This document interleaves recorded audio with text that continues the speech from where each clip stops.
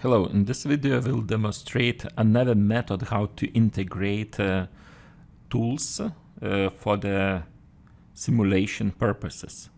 So this method will be through command line or through file. So both are available and they are leveraging the scripting and they don't need to introduce new capabilities, new features. So what we see here, this is the library available with Simulation Toolkit. If you right click, select in containment tree, it is built into the simulation profile, as you can see here. Simulation profile, which loads automatically when you, for example, load simulation config diagram, and then there is library, utility, functions. So we are using pure SysML and we are using activities, opaque actions, and as a result of that, we are able to use a few actions to the predefined actions to replace and to provide parameters in invoke command line and replace values in text file. And there are some variations of those actions for the Mac and Windows, and then there are some helper actions like to add two strings together. So how that works? So this sample will be provided in the description field of the video. We built to demonstrate how this works, and let's say here first representation. So this will be like we have Windows command line, so you can take this one from the library and use Windows command line where we input the command prompt plus start calculator parameter, right? That we could add anything from command line to start. And then with the parameters here, so this is parameterized command line with which we can start something right here. And then the input here is to this library function. And then also we provide input. Should we wait to result to output, or should not we wait for result for the application to close to produce the output?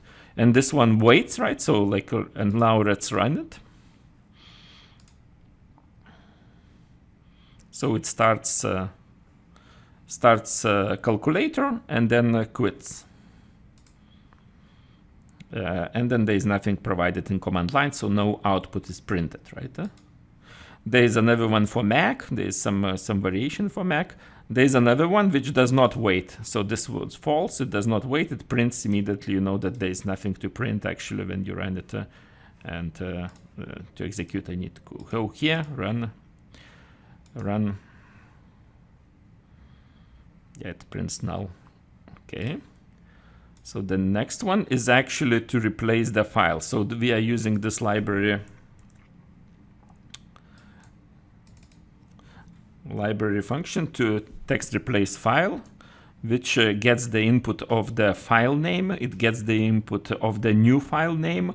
It gets the input what string to search and to what to replace. So in the package here we have in the folder we have file which has this string or whatever part of the which will be replaced, and the file could have many other things, so it could be like a output file from some tool, which or like input file to some tool, which we will modify based on the model output. So the model can call some command line, get the output, and then produce results into the file, or just output the results into the file, just like this, So as you can see here, we get input from the file name, new file name, and then what variable to replace and to what value. And then we run this script.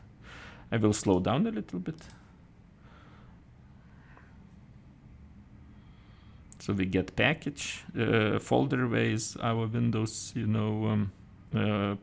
file location in a Windows directory, and then we get this one, and then it provides replace and generates new file. So we have this new file based on this name here, and here is the replaced one, right? The old one stays the same.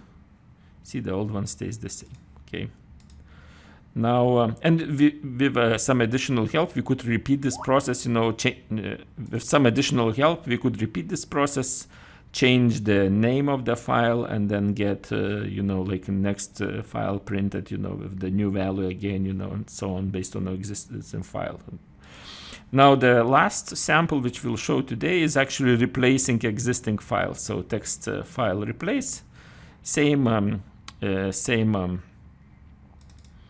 function which will replace the